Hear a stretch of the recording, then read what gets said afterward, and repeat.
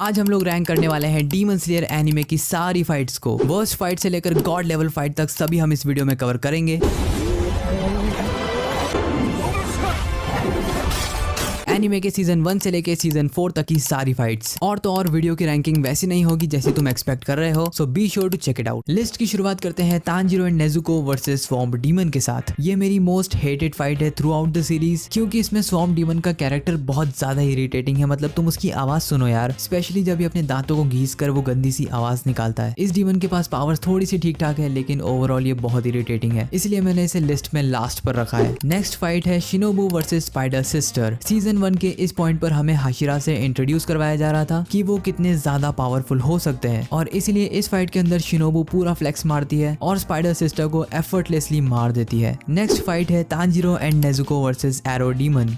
अब इन दोनों डीमंस का एक्चुअल नाम तो याहाबा और सुजारू मारू है, लेकिन मैं इतने लंबे नाम नहीं लूंगा फॉर ऑब्वियस रीजंस, तो तुम लोग एब्रीविएशंस में समझ जाना। तो ये दोनों डीमंस कुछ खास नहीं, बस वॉनबी अपर मून है, जो कि तांजीरो को मारकर मुजान की नजरों में अच्छा बनना चाहते हैं और इवेंचुअली अपर मून बनना चाहते हैं, लेकिन ऑब्वियसली ऐसा हो नहीं पाता है क्योंकि तांजीरो हमारा प्रोटैगनिस्ट है। नेक्स्ट है हमारे पास तांजीरो वर्सेस हैंड डीमन, जिसका सामना तांजीरो से होता है फाइनल सिलेक्शन टेस्ट के दौरान। और देखा जाए तो ये डीमन काफी ज्यादा स्ट्रॉन्ग है, क्योंकि इसने साबितो को भी मारा था, और सिर्फ साबितो ही नहीं, इसने न जाने कितने डीमन स्लेयर्स को मारा है। तो तांजीरो और हैंड डीमन की फाइट बेसिकली एक रेवेंज फाइट थी, और इस फाइट में हमने पहली बार तांजीरो को वाटर ब्रीदिंग यूज करते हुए देखा था। Overall the fight was very good, और एनिमेशन भी एज यूजुअल टॉप नॉच है। जिसके बाद हमारी अगली फाइट है Tanjiro and Inosuke versus spider mother, जिसमें स्पाइडर मदर अपने स्ट्रिंग वेब्स का यूज करती है और डीमन स्लेयर्स को ही एज अ पपेट यूज करती है तांजीरो और इनोस्के के खिलाफ। Overall the fight was Okesh, but जो उसका इमोशनल एंडिंग सीन था जिसमें स्पाइडर मदर रेडी थी मरने के लिए, that scene was really good, और उसके एडिट्स भी मैंने इंस्टाग्राम पर बहुत सारे देखे हैं। सो या लिस्ट में अगला नाम है Tanjiro versus Kyogai, also known as drum demon. इस फाइट को ज्यादा लोग पसंद नहीं करते हैं, ऑलमोस्ट सभी लोग इस फाइट को हेट करते हैं, और मुझे भी ये फाइट पसंद नहीं है। लेकिन क्योगाय एक बहुत ही पावरफुल डीमन है, वो एक फॉर्मर लोअर मून रह चुका है, सो ही इज ऑब्वियसली पावरफुल। साथ ही उसका कैरेक्टर डिजाइन काफी अच्छा है, मतलब वो एक लिटरल डीमन लग रहा है, और उसकी पावर्स भी काफी ब्रोकन है। ओवरऑल फाइट उतनी अच्छी नहीं है, but character deserve this spot. Anyways, जो नेक्स्ट फाइट हमारी लिस्ट पर है वो है मित्सुरी वर्सेस जोहाकुटेन। यहाँ पर हमने पहली बार मित्सुरी को फाइट करते हुए देखा, उसकी लव ब्रीदिंग को देखा, और हम लोगों ने उसकी विप लाइक स्वॉर्ड भी देखी, जो कि उसकी पर्सनैलिटी से काफी मैच करती है। फाइट काफी अच्छी थी, एनिमेशंस भी बहुत अच्छे थे, लेकिन कहीं कहीं ऐसा लग रहा था कि CGI कुछ ज्यादा हो गया। इस फाइट की सबसे बुरी बात ये थी कि हमें उस डीमन की बैक स्टोरी पता ही नहीं थी। डीमन के कैरेक्टर में वो डेप्थ नहीं थी जो कि आकाजा और ग्योतारो के कैरेक्टर में थी, इसलिए फाइट के दौरान या फाइट के बाद भी वो थ्रिल महसूस करने को नहीं मिला। लिस्ट में अगली फाइट है मुइचिरो वर्सेस ग्योको। दोनों ही फाइट सीजन 3 में साथ में ही साइड बाय साइड चल रही थी, लेकिन प्रॉब्लम दोनों फाइट्स में सेम ही है। डीमन की बैक स्टोरी हमें पता नहीं थी, तो वो काफी बोरिंग कैरेक्टर लग रहा था। तो वो दोनों ही अपर मून 4 और अपर मून 5 होने के बाद भी फिलर कैरेक्टर लग रहे थे। अगर हम एनिमेशंस की बात करें तो वो तो कम्प्लीटली पॉइंटलेस होगा, क्योंकि यूफोटेबल्स ने इस एनीमे में जो काम करा है that is beyond human capacity. इसी के साथ लिस्ट में अगली फाइट है तांजीरो वर्सेस दाकी। अपर मून 6 ग्योतारो की छोटी बहन, जो कि उतनी ज्यादा पावरफुल नहीं है, लेकिन इस कैरेक्टर में एक डेप्थ है, इसके पास एक बैक स्टोरी है। इस फाइट को मांगा से बहुत ही अच्छी तरीके से अडेप्ट किया गया है, मतलब लिटरली कॉपी पेस्ट कर दिया है। और इस फाइट में तांजीरो भी काफी सीरियस होता है, इसलिए बहुत मजा आता है तांजीरो की सन ब्रीदिंग देखने में। इवन दो वो दाकी को नहीं हरा पाता है, लेकिन still the fight was entertaining enough. Next हमारे पास है Tanjiro versus Inosuke. I know तुम लोग इस फाइट को इतना ऊपर एक्सपेक्ट नहीं कर रहे थे, क्योंकि ये तो एक प्रॉपर फाइट भी नहीं थी, लेकिन स्टिल इस फाइट में हैंड टू हैंड कॉम्बैट का यूज करा है। साथ ही इस फाइट में काफी प्रैक्टिकल फाइटिंग स्टाइल का यूज करा गया है, जिससे ये फाइट काफी ज्यादा रियलिस्टिक लगती है। मुझे लगता है पूरी सीरीज में इकलौती फाइट है जिसमें सिर्फ हैंड टू हैंड कॉम्बैट का यूज करा है, और उसे काफी अच्छी तरीके से प्रेजेंट भी करा है। जेनित्सु वर्सेस टंग डीमन। इवन दो ये कोई फाइट नहीं है, बस एक ही मूव में पूरी फाइट खत्म हो गई, लेकिन स्टिल यहाँ पर हमें पहली बार जेनित्सु की पावर्स के बारे में पता चला था। इसके पहले जेनित्सु काफी अनोइंग और एक फिलर कैरेक्टर लगता था अनटिल दिस फाइट। इस फाइट के बाद वो मेरा फेवरेट कैरेक्टर बन गया था। और इसके बाद नंबर आता है तांजीरो एंड क्रियो वर्सेस हानतेंगु। मेरे हिसाब से ये फाइट बहुत अच्छी हो सकती थी, लेकिन फाइट की सबसे बुरी बात यह है कि हानतेंगु के पास कोई कैरेक्टर ही नहीं है, ना ही उसमें कोई पर्सनैलिटी है, ना ही उसके पास कोई बैक स्टोरी है। It was all just basic emotions. कोई गुस्से में है तो गुस्से में है, सैड वाला सिर्फ सैड है। मतलब अपर मून 4 इससे तो बेटर ही स्टोरी डिजर्व करता था। फाइट इतनी ऊपर आती है सिर्फ एनिमेशंस की वजह से और एंडिंग में जो वो नेजुको को छोड़कर हान तेंगु को एग्जीक्यूट करता है और ये एग्जीक्यूशन वाले सीन में भी बहुत पावर फील होती है। लेकिन इस फाइट से भी ऊपर जो फाइट रैंक करती है वो है जेनित्सु वर्सेस स्पाइडर ब्रदर।